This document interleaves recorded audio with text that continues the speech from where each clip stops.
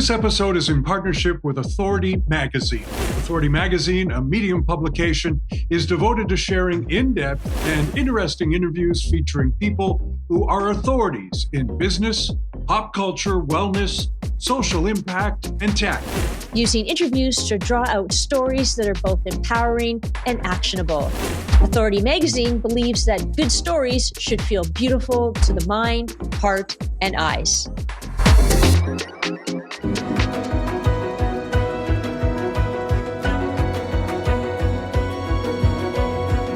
Welcome to this week's Believe in People, where today we'll meet traveler, actor, and soul seeker Jane Sibbett. From her role as Ross's wife on the sitcom Friends to her role as a spiritual prayer dancer, Jane's life is a journey. Jane, welcome to Believe in People. Oh, thank you for having me, Amy and Kevin. It's so great that you're here. Jane, you just got back from Alaska. What took you there? Well, it was an invitation basically to take care of my dog up there. But it turned out to be this great adventure. One of those life-changing adventures, truly. My business partner was teaching ice climbing and orienteering, and I needed to go and help with our dog. But it turned into a big adventure of story and connection, all sorts of things. It's one of those things that just like threw me into this ice, into this world, and really flipped my lid. I'm still processing. Wow. I happen to be the father of a young woman who lives in Alaska and has been there for about 6 years now. And I must say, I've been to Alaska multiple times throughout my career and life and what have you. But you use the word spiritual, and I have to tell you, I mean, there are periods, times of the year where it's anything but a spiritual experience to be in Alaska. If you're in the middle of a blizzard or an ice storm or what have you, or even the wind sometimes. But it is, I mean, you can, especially when the Aurora Borealis shows up or something, it is an out-of-body experience. And for someone who is as spiritual as you are, how do you describe how that happens to you? Because it's such a natural environment. You know, all of those things that you just talked about, I experienced. I experienced a blizzard, a little bit, but the incredible winds, the incredible snowstorm that you can't see in front of your face, the way that you go out and you're thrown out into, like when I got into Fairbanks, it wasn't that cold. It was only -8. But that was a shock to this California girl to have that kind of cold and to be thrown out into the woods immediately and have to go like take the dog out where the wolves are and the moose are. And it was deeply a spiritual experience. And the Aurora Borealis, I mean, literally, I actually thought for a moment that I might have to live there a longer time because the interface with the real world was so profound and so moving. Yeah, so as long as you have the right equipment, I think it's all right, as long as you're warm. And I had beautiful -40-degree coats and pants and things like that so I could experience it. Highly recommend it. So where does your daughter live? In Fairbanks, just outside of Fairbanks, yeah. And so that's where lives too. So yeah, you know. Spends a lot of time in the wild, in indigenous communities, and doing environmental surveys and the like. And I think I think it's been life-changing in many ways. And so there you have it. It's just the natural environment, and to be in it. I mean, the world is a lot more than urban areas, as you know, you find out when you go to a place like that. But I guess I wanted to know really, how does it affect you? Because you did describe yourself as a Southern California girl. When you see that this kind of environment that you're in, does it change you?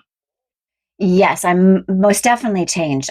I've always been a fringe girl. I actually grew up in Northern California, but I've always been one who's interfaced with the elements anyway. So I was always on Yeah. a sailboat, riding my horse, or always in the mountains climbing, and then I moved my family to Hawaii for 7 years. So lots of ocean swimming, lots of whale swimming and dolphin swimming. Really, it's always been important. That's always been my interface with spirit, with source, with God, goddess, all that is, whatever you want to call the creator, force. But Alaska was different. Alaska moved me in the way that it was probably the closest thing, but very different than when I swam with the humpback whales for the first time. I swam with them for 3 weeks in Tonga every single day, except for Sundays. And it was the feeling of just being in the mountains and really being able to listen to all the elements. I know it sounds for some people like, whoa, we got off the deep end, but you can't help but to feel that, especially when you see the unseen forces of the solar storm and meeting the electromagnetic field with the aurora borealis. You can't dispute the fact that there's a lot of really beautiful energy dancing all the time when you're in this kind of world. It's so to talk about how I am right now. I'm still having trouble with words. I went for a walk yesterday. I needed to have a walk. I walk so fiercely every day, like 6 hours with a dog across glacial fields and all sorts of things when we were traveling all around Alaska these last few weeks. And I felt as if I could look up and I could still see the mountains. Or my ears were listening for the crunch of the snow to make sure I wasn't hitting ice. It was a really, it was kind of, as if I was in multiple planes. So for some, that might sound psychotic coming from my background in Hollywood, but it's also this hologram that we create as artists. So it's not that far a jump for me as artists. When you're on stage, you're creating a reality, right, with your audience. You're creating a new world and everyone's buying into this kind of world. Alaska showed me that world can come back with me too. So just the way that you might think of your child, even in memory when they were a child and you're holding them in your arms and you can remember that laugh that just made you cry, that kind of thing. So. And Jean, I think the really interesting power, energy, or vibe is that you're so open to it, and I think that's what makes such a difference, no matter where you are in the world. And I think Alaska just elevated that experience for you. So, which segues kind of into we'd like to learn more about this. You're a conduit. You're or a prayer dancer. What is involved in that experience? Wow, Amy, I'm still trying to work through this. And this is part of the reason why I've been working on this memoir for a while, because I'm still trying to process it. It was not anything that I ever expected. It wasn't anything I trained for. And then suddenly, boom, there was a gift going through me that I think that we all have. But here's the thing too. What's the process? As an actor, you train, you work very hard. I was a method actress. I went to UCLA, got my degree there. You work very hard on the specificity of a sense recall. You work very diligently on making sure that you remember how it feels to fall in love. And so I'm open in that way. Even when I was going through it years and people were saying, why did you get chosen? And I was saying the same thing. Why me? I'm an actress. So the last thing you want for a conduit, if you're actually someone who actually can get out there and help people, which has gratefully and surprisingly been happening for 8 years now.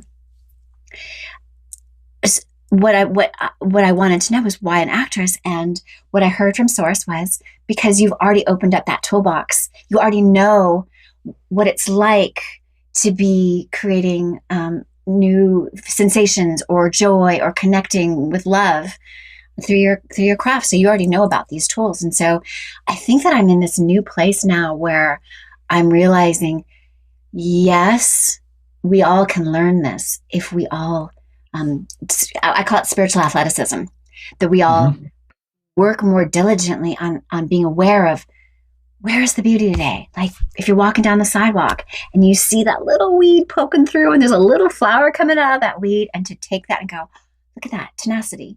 That is tenacity right there through the crack in the sidewalk. Or hearing a bird, like, wow, I can hear that bird. Is it a nest? Is there a new life? Your heart is constantly yearning for experiences of joy. And so I feel like this is where I'm at right now.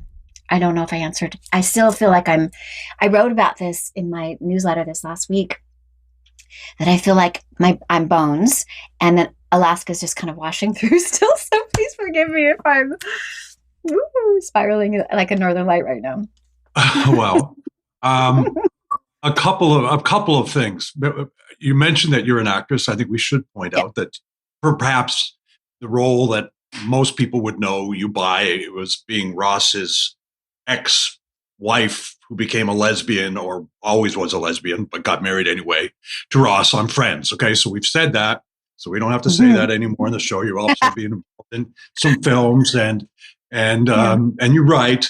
So now I'm going to get back into the other thing. You said something that I think really stuck with me a second ago, and that was, you just sort of blurted out, "Where is the beauty today?" And I thought, well, that's kind of a neat thing to say. Yeah, where is the beauty today? Well, of course, if you're all muddled into whatever we all get muddled into, you're not going to be looking for it. So you have to kind of, I guess what you're saying, you kind of have to break out of that and seek it. Yeah. Okay. So there's me picking up on something that you said.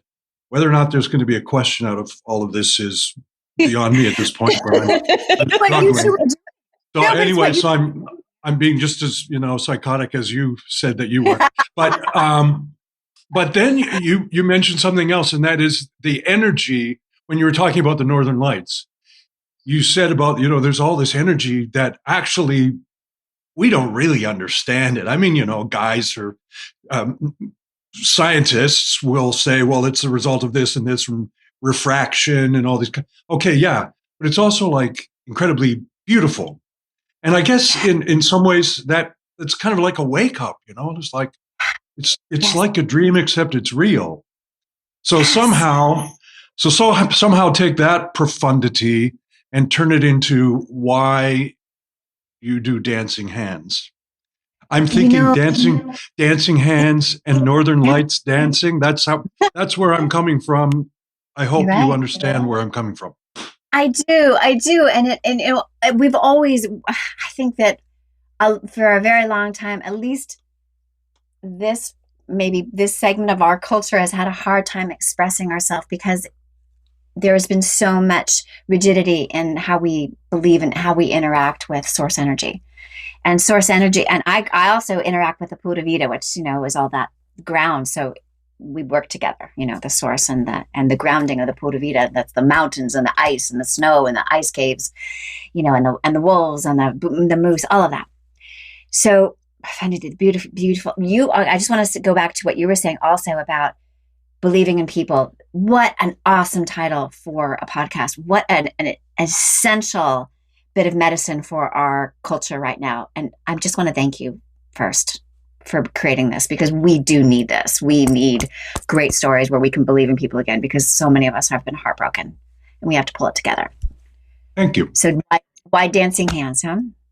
Why we were there at this place and dancing, and we're seeing this. I think we're all changed. You're right. Exactly right. We're changed by seeing the invisible, what's normally invisible. That's always there. Yes, the scientists know it. Yes, the shamans may see it and feel it all the time, in the priests. I'm grateful that I have this new experience, not only of Northern Lights, but this isn't new for me in the last 8 years, to be able to see other energies coming forward, whether it might be masters, and sometimes what happens to me too, it's very strange when I dance in big groups, when my hands dance and source is moving through me, that sometimes people even see the face of a loved one that's passed on interface on my face, almost the way that the Northern Lights dance in front of the mountains and they dance behind the mountains. So I have had so many people coming to me and saying, just falling into tears and seeing their mother that they haven't seen in a decade, or a child that they lost. It's been, and I have no sense of it. I'm just a conduit of it again. So I think that these bigger experiences, for me to go to Alaska and have a sense of this, reminds me again the essential nature of us to follow those impulses, those personal impulses, to interface with what's greater than us, because that lifts us up. I was So, raised in, yeah, go ahead. oh, sorry, go ahead, Jane. No, I was just going to say I was raised in a really traditional background, but there was some big thing that happened with my mom in the church. And I liked church because I got to wear my shiny little Mary Janes. And, I liked to wear cute my little dresses at age 4. And from that point on, when my mom suddenly said, we're not going to church anymore, I'm like, well, then I've got to find God. And so I'd climb up the trees and I'd go out in my rowboat and all these things that I would do to find God because I knew in my heart that there was something there. It always felt like this special connection. And, went from one church to the next and next and next. And, Southern Baptist, which is really conservative, but really cruel to Catholics, which are my friends, and this, there was lots of experiences where I saw even people when I came, to be on Friends and playing a woman who's the first lesbian marriage on television and seeing people from my past who professed to walk the walk of love and of what they'd been told Jesus was about, suddenly saying I was going to burn in hell. I'm like, wait, that's not the God that we feel in our heart.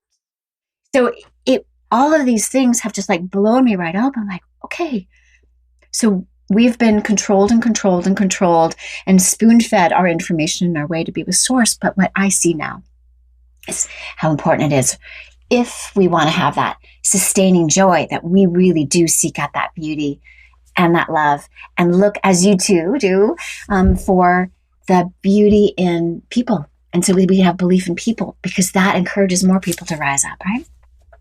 Wow. It's true.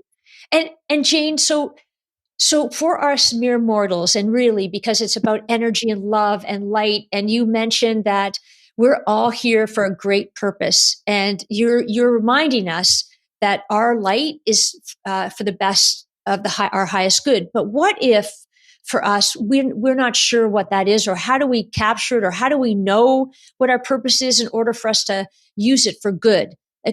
How do we do that? Yeah, that's a really great question. I have a lot of people coming to me and asking, what's my gift? And all I can do is, because I'm still learning how to share that, I know that the gift that runs through me reflects back, whether it's in my dance or my vibration or the voice or, whatever it is. Source uses me as a tool to reflect back their perfection. And when people get a glimpse of their perfection, just even a glimpse, something wakes up, something that's been buried, whether we have memories of being burned at the stake or, other for our. Yeah, I have those memories. Do you? So funny though, but you might have been a warlock. I want to ask you, okay, so where's the glimpse? This is really fascinating. Where's the glimpse, Jane? How do we find the glimpse then? What are we listening, looking, feeling for? Again, I say that this is, it's personal. You're looking for some light and recognition of your love and your beauty. So for some people, it could be meditating and just focusing on love. In workshops, I have worked with people who are not even writers, a lot of actors also, to work on this I love you exercise, which is really, it has this magic thing. Just even saying the words I love you seems to like crack open some kind of egg. And so I would perhaps, besides telling people, come on, come and join a circle with me and you're going to see what that's like and see what it feels like, because there's something that pops through. But if a mere mortal were just to read these words and not feel them in their heart, like have all these layers on top, I would say, do your best to get out in nature. Do your best to nature is, I would say, nature and sex are the closest ways to feel spirit. That ecstasy, I don't know, that's another right hand term, but the ecstasy one feels when they're having beautiful or making love beautifully, and in beautiful connection, that's also that kind of ecstatic experience that I feel when I'm with Source.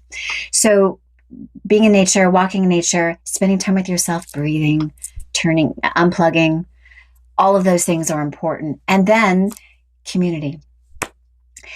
I have found that when people are working, and this is why people have gathered together in churches and temples and synagogues and all of these ways that we've gathered, because we do feel that unifying force when we're working together.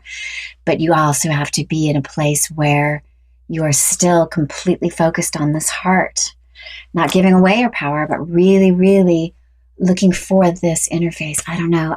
Not everyone is tuned to this yet, but I think more and more people are realizing how much there's an inner yearning, at least to know, and not just right before they die, really to know why they're here on this planet. Do you know why you're here on this planet? That's a great question. Pass. I pass. I mean, obviously, perhaps it's even part of the reason why we do this podcast is that we're all looking forward to. You know, we don't know where this journey is going to take us, but at least we can enjoy speaking to other people along the way. Because I've never really met anyone that I can't learn something from, and you know, that's what we're doing with you right now. Can I ask you, Jane?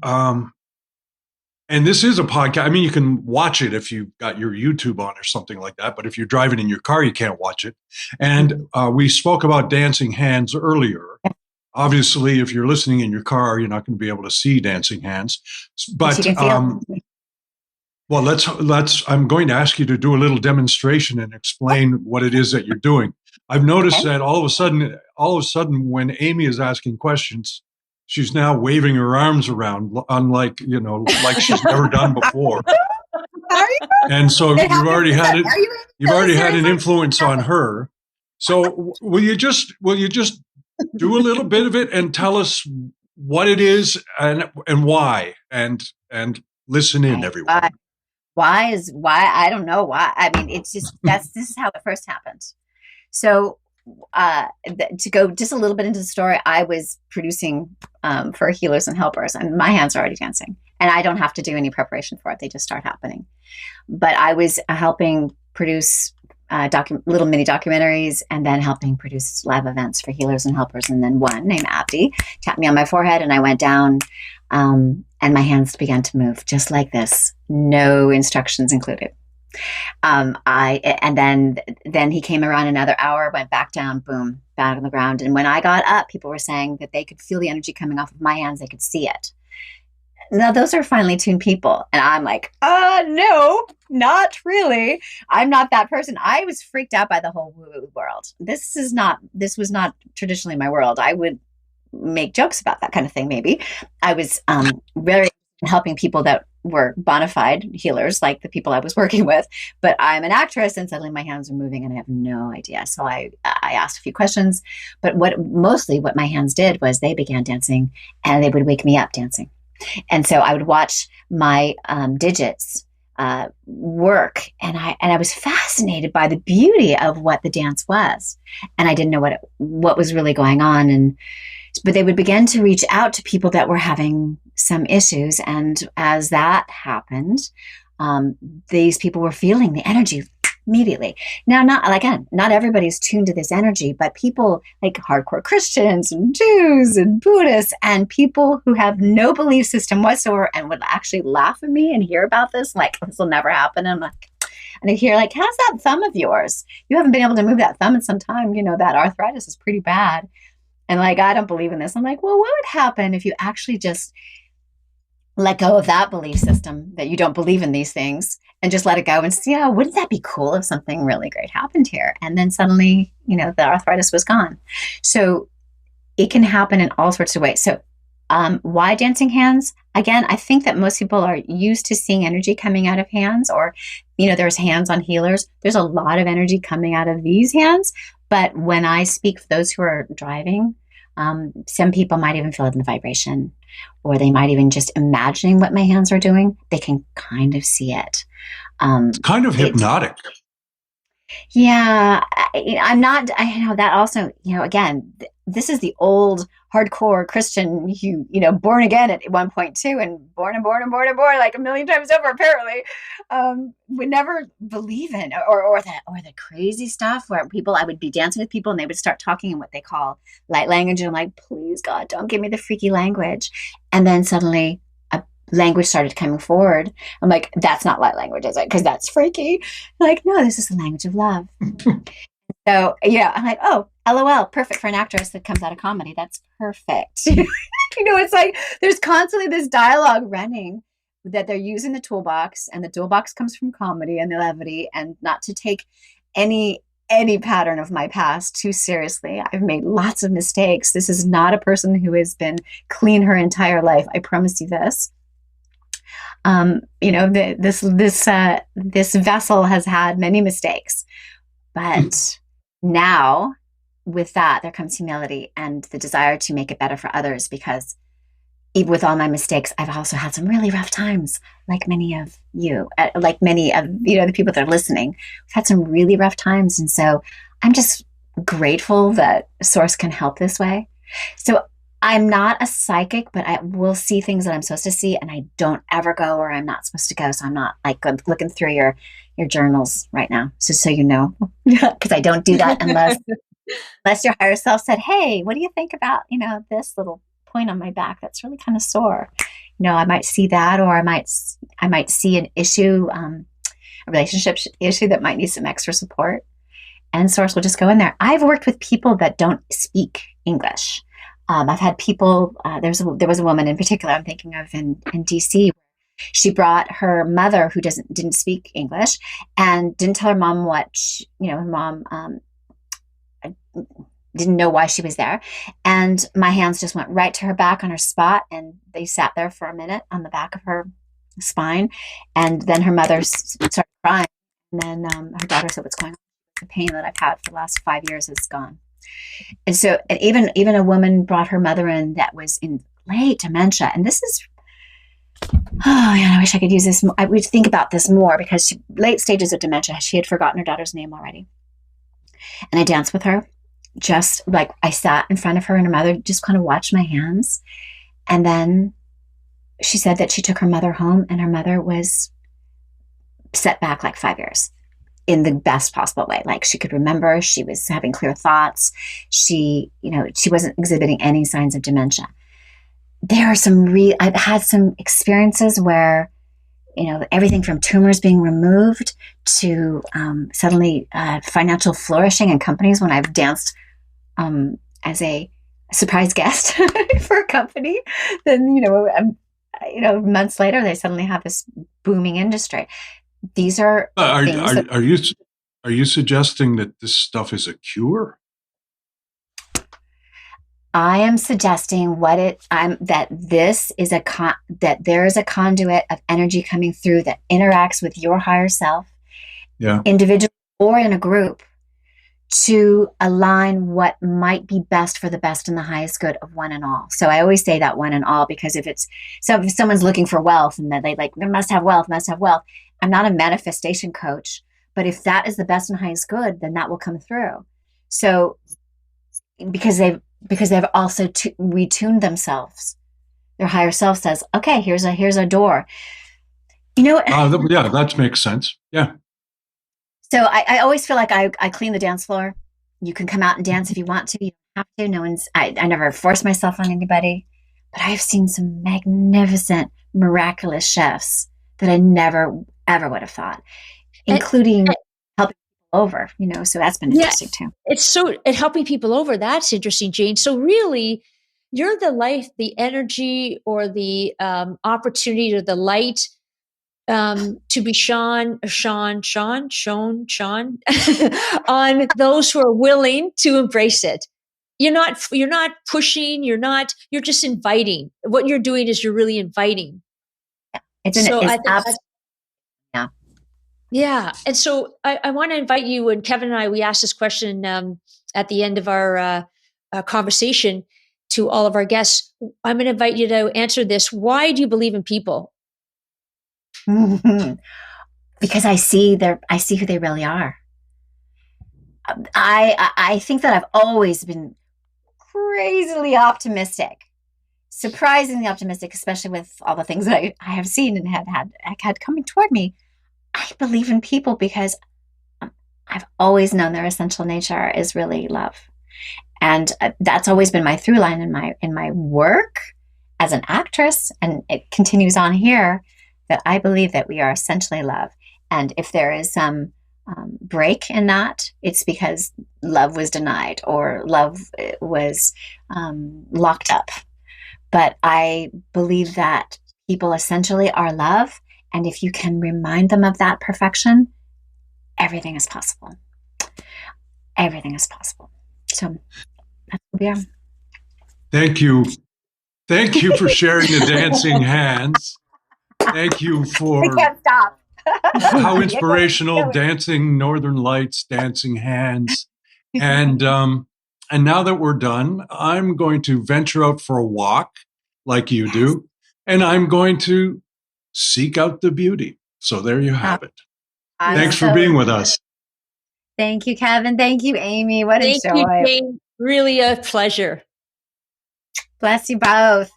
Well, Kevin, I am now going to look for that little sprout coming out of the cracks of the pavement and appreciate the fact that it was nudging or trying to express itself in some way.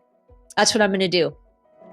Well, as someone who spent his life blabbing on television and waving his arms around like a TV guy, I'm actually going to maybe spend a little time using my hands in maybe a gentler, more open way. And if you want to use your ears in a more gentle and open way, then subscribe to our modest little podcast.